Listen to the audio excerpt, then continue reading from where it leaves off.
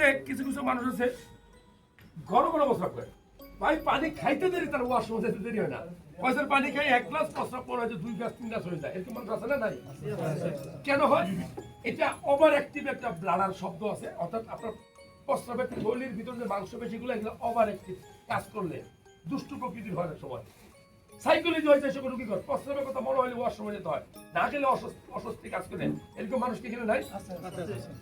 তাহলে যদি আপনার ঘন ঘন প্রস্রাব হয়, আপনি একটা ঘরোয়া টোটকা যে আপনি নর্মালি তো আমরা সাধারণ সাদা পানি খাই, সাদা পানি না খেয়ে আপনি পানির সাথে একটু আদা ব্লেন্ড করে খাইতে পারেন, অথবা একটু শশা ব্লেন্ড করে শশার রস, অথবা একটু লেবুর রস আপনি খাইতে পারবেন। তাতে কি হবে, এই পানিটা এই যে অতিরিক্ত খাবারটা খাইলেন পানির সাথে, এই খাবারগুলা প্রস্রাবটা টিস্যুর ভিতরে ধরে রাখার একটা প্রবণতা তৈরি করবে, দেখবেন যে একটু হলেও প্রস্রাব ঘন ঘন হওয়ার প্রবণতা কমবে।